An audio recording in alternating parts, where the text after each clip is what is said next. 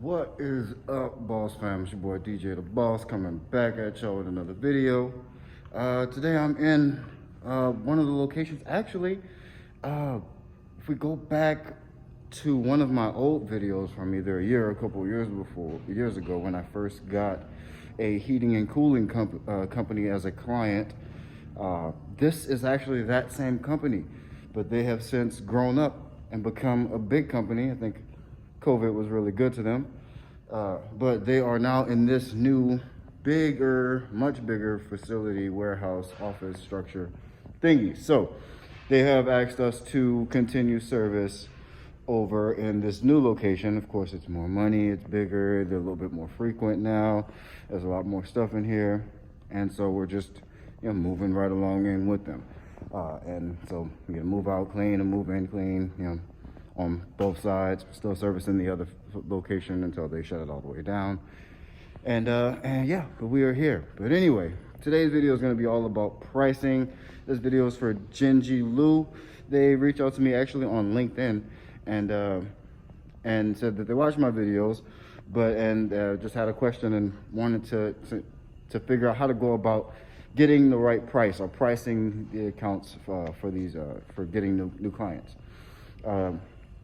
I think they have some clients already, a couple on staff and things like that, and just kind of want a better way to approach coming up with a good price for new clients. And as Genji Lu was asking questions, I began to kind of realize that there's probably a common theme that a lot of people get wrong when they go about approaching how to come up with a right price. Yeah, we're gonna get into that right after this. Look, this for all my boss babe. Go do your boss thing. Loving how you boss babe. This for all my dreamers and my doers and all the entrepreneurs. Just believe in what you're doing and pursuing them. This for all my boss babe. Go do your boss thing. So this is the new facility. They got offices upstairs, big warehouse in the middle, and conference rooms on that side. Break room still being built, kitchen back there, a couple bathrooms. Yeah, not extremely major, but probably 3 or 4 times the size that they used to be. So, more work for us. We get to continue to foster that relationship, slight increase in revenue, which is great. And yeah, it's a good deal. It's a good thing. We're happy to be here. We have had some crazy difficulties with their alarm system. The alarm has been extremely stressful. I think they're supposed to have separate codes for each type of person that comes into the facility. For some reason, our code was not working. Let me shut off some of these lights. And it forced us to kind of sit through the alarm going off and off and off and off and off until either the cops came or someone shut it off remote. We have since kind of overcame that by just using the vice president's alarm code that he so graciously emailed me, so that now we don't have to come here and just be in a panic for the first 15 minutes of service. So that was one problem. What did I do? It went outside to the back. But yeah, what's this video about? Oh, pricing. Yeah, so we're gonna get in this video about pricing. Let's jump into a little bit more comfortable setting where I can sit down and chat at you guys, all right?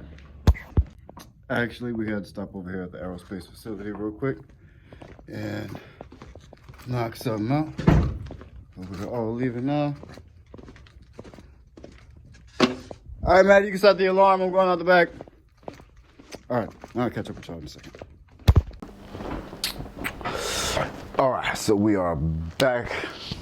A little bit more comfortable setting for us to get down and actually get into the nitty-gritty about this whole pricing thing. And really, it's not going to be extremely detailed. I don't need a whiteboard or anything like that to explain this, because there's some very simple concepts that I think that once you are able to understand, that you'll be able to come up with your own pricing and know that it's a little bit more accurate. I think for me, it just took someone else kind of verbalizing it for me to understand. So I'm hoping that's what I can accomplish here with this video for Gingy Lou specifically, but I'm hoping it could also help some other people, because I know in the beginning I also struggled with pricing as well.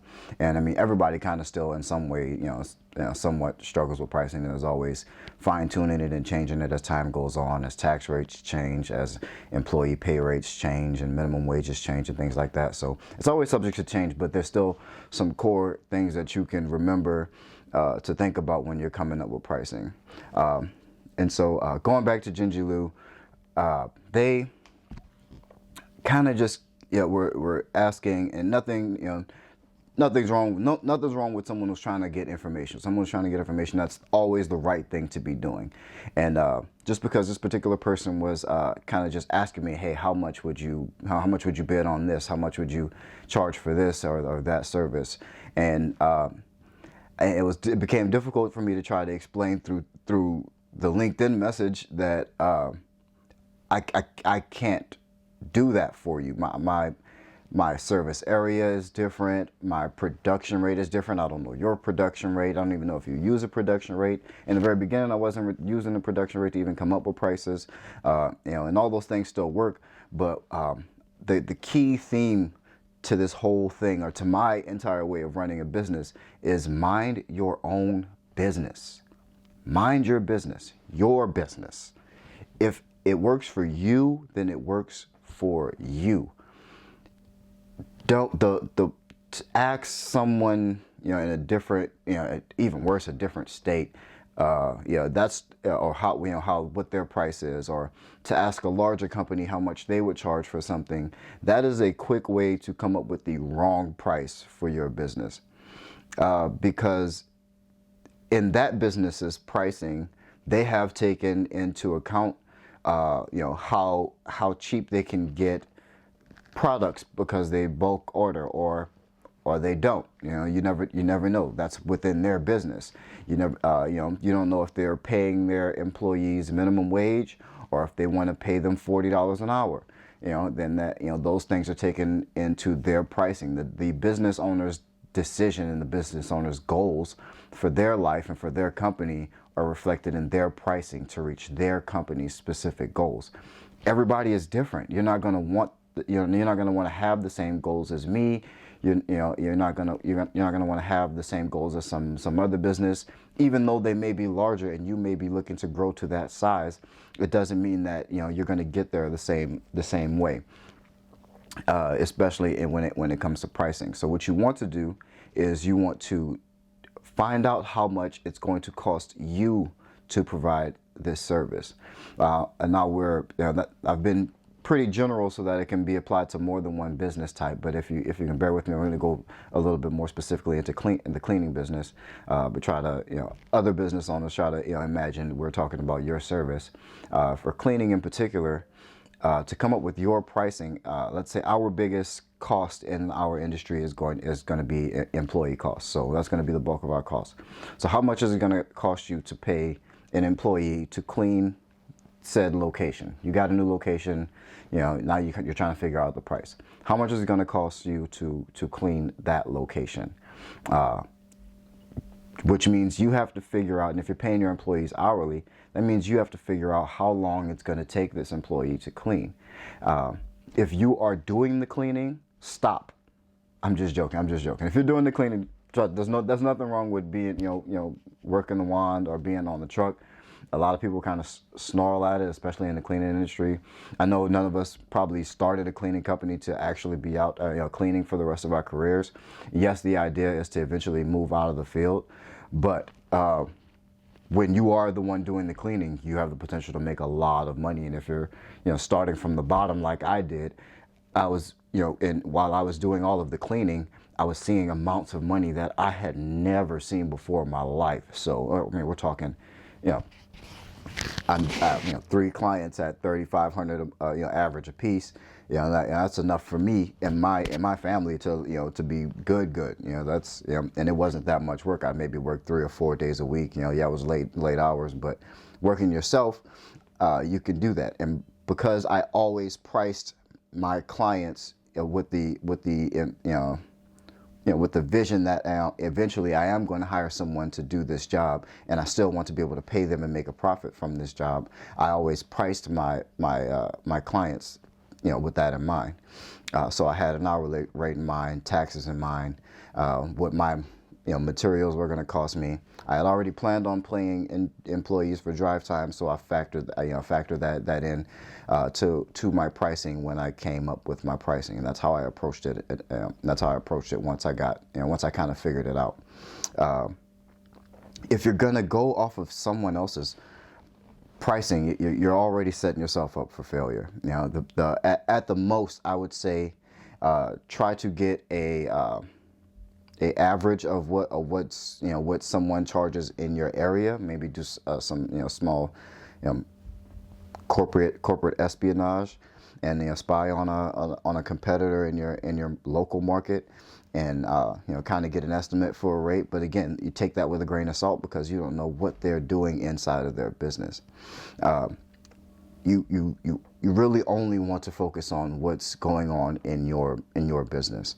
Once you are large enough, high six, your low seven figures, then you can kind of start to see, what other things you can mimic and completely copy from other places. If you want to, experiment with some other type of pricing structure, then you have the leeway and the revenue to actually do that. But in the beginning, if you are small enough to still be trying to figure out what is accurate pricing, that is the last thing you want to do, is to use someone else's pricing.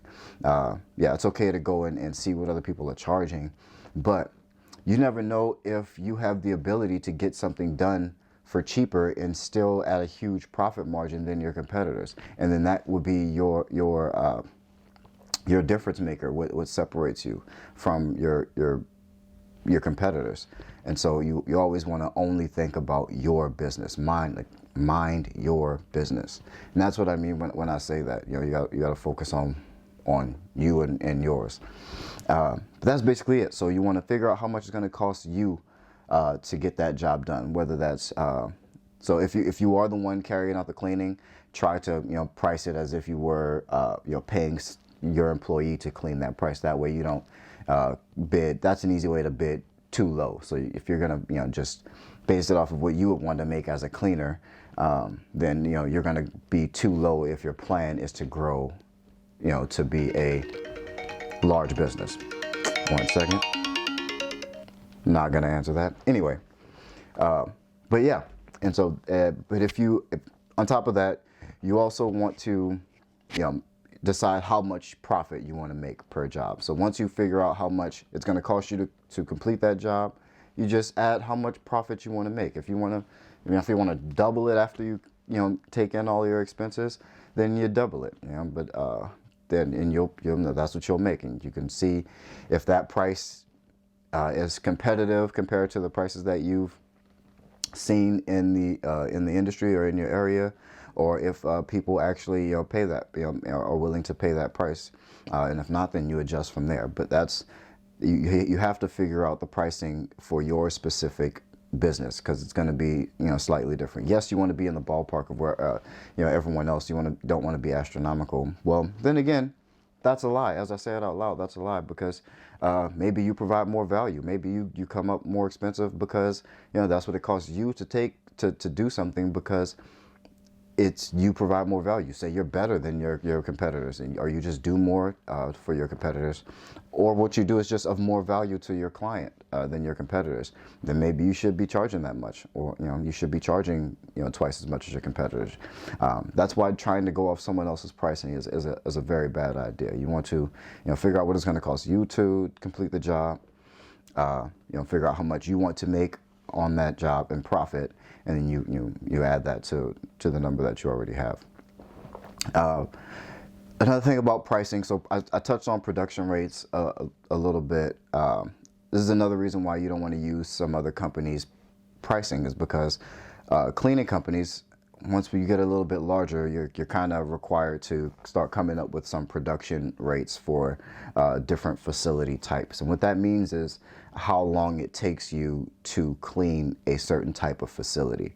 And so, because even if, say, 2 buildings are exactly the same size, and it's even say the layout is exactly the same, but one of those buildings is used as office space and the other one of those buildings is used as a warehouse, so let's say a charcoal warehouse, you're not going to charge the same amount for both of those clients because one, is just much easier to clean than the other.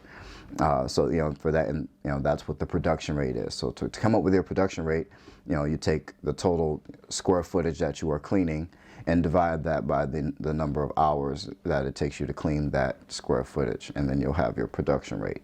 And it's good to be as specific as possible. So if you service a gym facility or a specific type of gym facility, you want to get a production rate for that specific type of gym facility. So you go in, either you clean or you time your employees cleaning and see how long it takes you to clean the square footage in that building. And then for that facility type, the next time you approach a business of that same type, that about how fast you can get that job done, and that amount, how fast you can get that amount of square footage cleaned, given that you already have, your production rate. And so, yeah, as you can see, using someone else's pricing who's going off their own production rates is dangerous for you because you could be faster. Say you can clean a gym twice as fast as my crew can. Then you can get it done, for half the price. Then your price could be way better than mine, and you're still profitable, and that could be your way into a facility. Or you can't clean a gym, anywhere near as fast as me, but you're trying to use my price, and then you're going to disappoint the client, and end up getting bad reviews or a bad reputation in the industry. And so that's basically it about pricing, man. There's simple math, very simple math involved with figuring out how much it's going to cost you to clean a job, and how much you want to make, and deciding how much you want to make. And that's literally it. If you don't know how large a facility is, guess what? You got to measure it. Go measure the facility. You never want to try to, and that's another thing, you never want to, I don't recommend trying to guess on a price or take a customer's word for what they say their square footage is.